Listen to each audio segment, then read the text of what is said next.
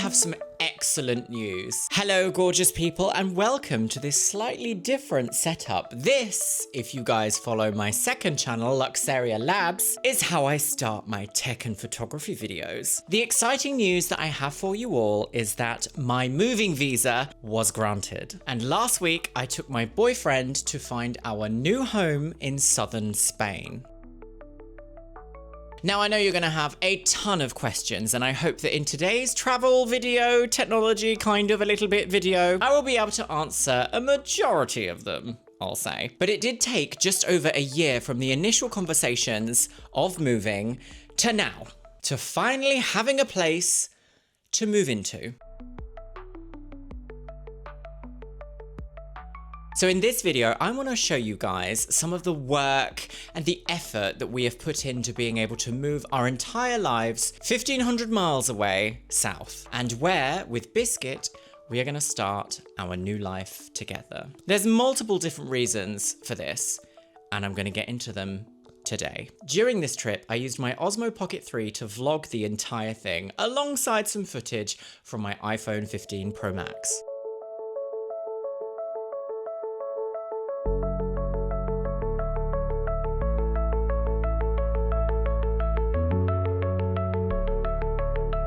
Hello, little kitty.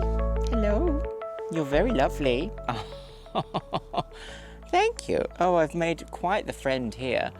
How am I meant to make a video with you climbing all over me? Oh, are you going to wee on me or something?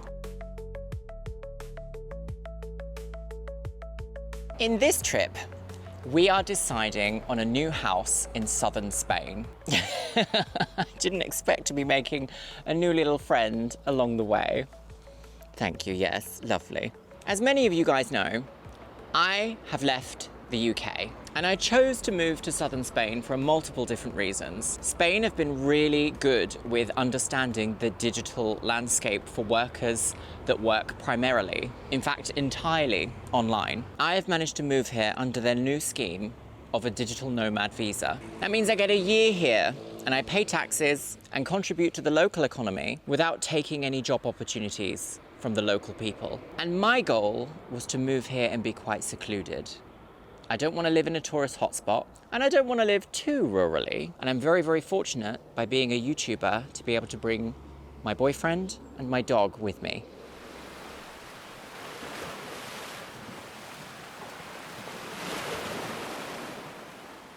So buckle in, girly wigs. Oh my God, there's fireworks and Biscuit is going wild. I have come to find that the housing market in Spain is not at all similar to London. They move a lot slower than I expected, which is kind of refreshing actually, because everything moves so fast in London that you barely have a second to think about what you actually want before you need to make a decision. So I found that I was a little eager with lining up places for viewings, and I did this about 2 weeks before we arrived, and I booked them all for our first day. So we had to get up early and have a super busy day. We had 6 viewings in total, and I'm going to walk you through some of the choices we had to make later in today's video. Arriving in Malaga Airport, I rented a car for our ventures, as the locations that we are looking in are not tourist hotspots, and they are also not as easily connected as some of the others. Both me and my boyfriend do drive, so it is not a problem for us. But honestly, starting to drive through the mountains to our hotel, I found myself already breathing in some much needed freedom. Our hotel was a golf resort hotel, and it had a delightfully sized room with really comfy beds. I must say, I did ask for a single double, but all they had available at this very last minute thing was 2 large twins, and they were kind of next to each other. In fact, they were right next to each other, so it didn't really matter. The view from our room was relaxing, but a little bit unusual, especially with this little abandoned castle on top of this hill.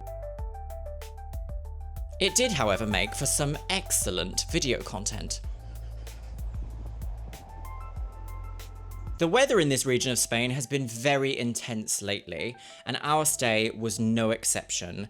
We saw really heavy rain and flooding, which had affected many regions, but luckily not in the region that we are looking in. We had arrived in Spain in the late afternoon, and that meant I could spend the rest of the evening just following up with our estate agents to make sure that the viewings the next day were going ahead as planned. But we did manage to take a little visit to Lidl to snatch some delicious bakery goods. I think at this point, we both needed sugar. I don't know what it is about traveling, especially at the airport, even if you're not going specifically far. I don't know, there's something about like being in air-conditioned metal tubes that just makes you crave sugar. I don't know what it is. I actually really love this little hygienic way of extracting your desired pastry through a little side gate, instead of opening the front lid and just coughing immensely over everything, which I have seen in the UK. The next morning, we were awoken by intense rain, but that didn't stop us from starting our viewings. My main experience with finding rental properties in Spain was mostly using the app Idealista alongside Think Spain and just directly contacting estate agents that I'd actually seen in the areas that we were looking on Google Maps.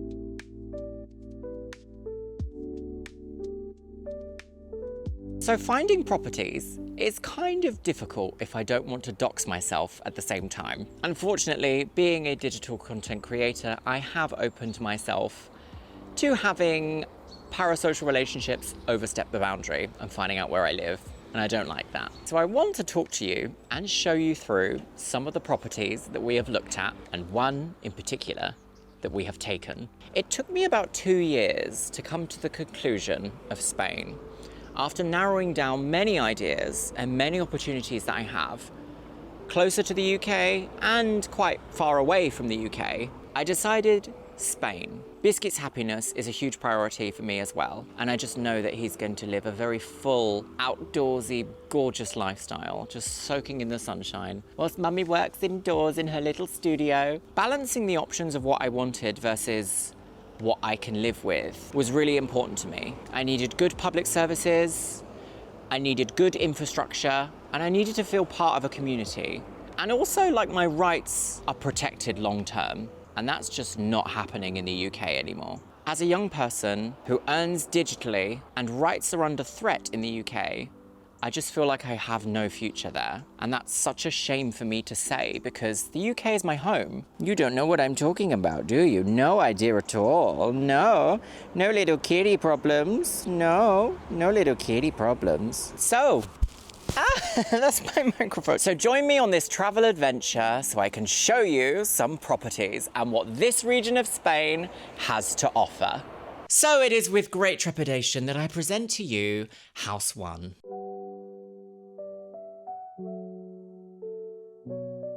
A lovely 2-bedroom countryside detached house, a short drive away from the main village of the area that we are looking, but my goodness, the journey to get here was wild. We met our estate agent at a local petrol station, and she was just one wacky lady, let's say. A wacky lady. She arrived at the petrol station on the phone and driving like a complete maniac. As we followed her to the property, she drove on the wrong side of the road. People were beeping her. She took these really dusty rural roads that were not necessary according to our sat-nav. And at one point, I had a little bit of a moment of, are we doing this? Are we doing this? Is this right? But we did in fact arrive safely at House 1. Although it ticked a lot of the boxes that we personally wanted, sadly it did also miss a few important ones. Obviously, I work from home, this is my studio, it's in my home, and therefore I need a functional space. And sadly, the online photos of this place made the rooms seem a lot bigger than they were. And while the property had a very lovely sized private pool and generous outdoor space, the living spaces were quite small. And we felt that it would be much better suited to a different couple. A couple who perhaps didn't run a business from home. We did, however, briefly meet the landlord and spoke broken English and Spanish across WhatsApp, where she suddenly asked if I was famous, and that put me entirely on the spot. Because technically you can Google me, and I do have some Google results, so I don't know, what am I meant to do with that? I did, however, explain that I am not famous, but a YouTuber, which was a little bit awkward, but I think I did get the point across.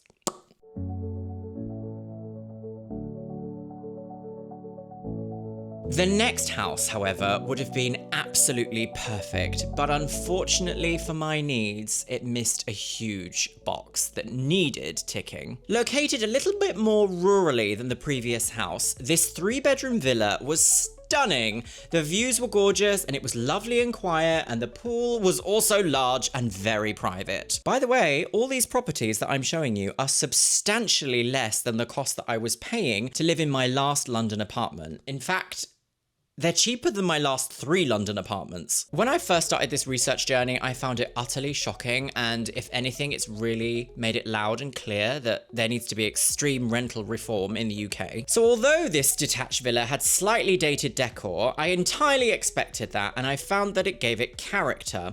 The rooms were really unusual sizes, the ceilings had wooden beams, and there was a stone fireplace to keep you super toasty in the winter, should you need it.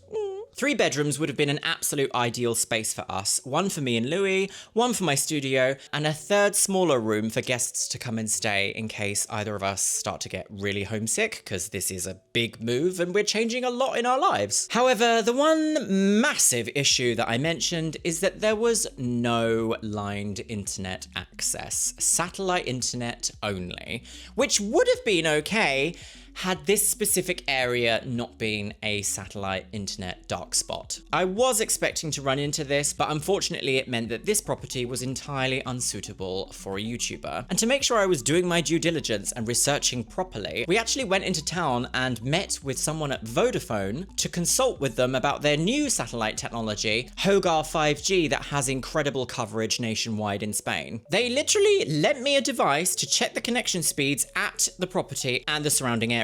And I was quite flabbergasted about this, because you would never leave a shop in the UK with a device there and then ready to go to check to make sure that your coverage is there. In the UK, it's very much like, bye, if it doesn't work, oh well. 14 days. Unfortunately, after trying the 3 main internet providers, this area was just an internet dark spot. And sadly, that meant that we had to pass on this lovely home. Who knows though, maybe one day it will have better connection. But just as that one hideous home intruder Goldilocks once said, this one is just right. House 3 is a quaint little semi-detached 1-storey home in a little gated community, a really short drive from our ideal village location. Larger than my last London apartment, this place has plenty of space for Louis, me, and little Biscuit, the Biscuit boy. With a small community pool and lovely views of the mountains with a really quaint outdoor space, and our rental agreement works really well for the situation that we are in. It's specifically flexible to allow us to move in, settle in, really get used to our surroundings and our area, gather our bearings, and then find somewhere that ticks a few more of the boxes that we have, like having a 3rd room for guests to come and stay. Later that day, we did in fact have food and discuss what we needed to do for the rest of the trip. In my mind, choosing our place would have taken perhaps 2 or 3 days, but luckily we managed to get all of the paperwork done on the same day. The next task, however, was opening a bank account. So on day 2, we did just that. The morning was a little slower than the day before, and the rest was very much needed.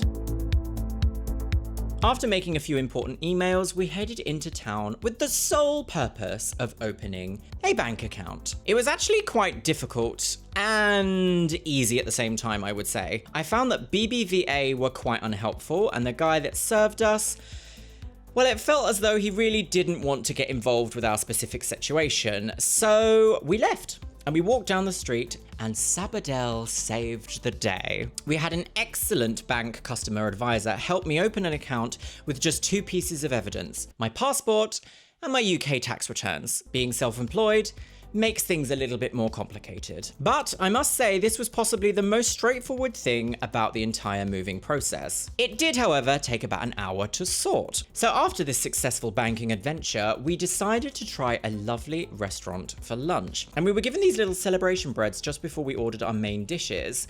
And our waitress explained that these were important for All Saints' Day, which is a holiday celebrated all over Spain on November 1st. The day after Halloween, girly wigs, as if you needed me to say that. This bread is eaten after being dipped in olive oil and salt, And it did really hit that carby cuddle spot. Warm and delicious. For my food, I ordered a scrambled egg asparagus dish, which was actually really delicious, and Louis had a Caesar salad. And also, I have never in my life had a restaurant bill presented in a little hand-painted wooden box, and it was particularly sweet.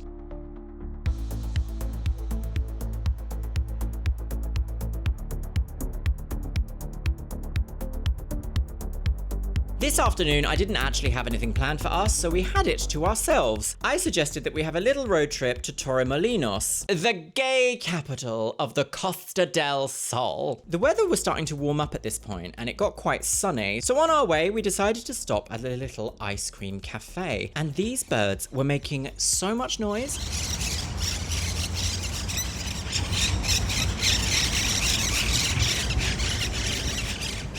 I have a feeling that it must be nesting season or like birdie cuddle season, because they were everywhere and they were making so much noise, and it was actually really sweet to see. I had the most ridiculous hot chocolate with vanilla ice cream, and Louis had a strawberry and vanilla sundae, and he did explain that it was the most fruity strawberry ice cream that he had ever had. Stuffed full of sugar and dreams, we finished our evening with some lovely quality time on the beach.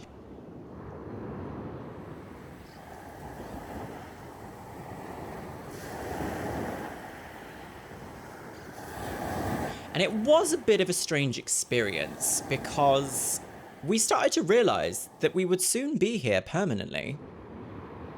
But I also found that quite reassuring because after 15 months of work, we're finally going to be here in a few days.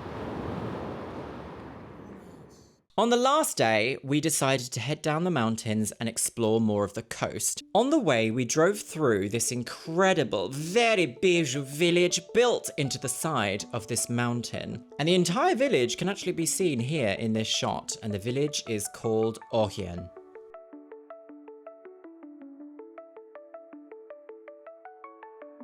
We actually ended up parking right next to the apartment that I recovered from my facial feminization surgery in. And we walked all through Marbella down to Porto Banús.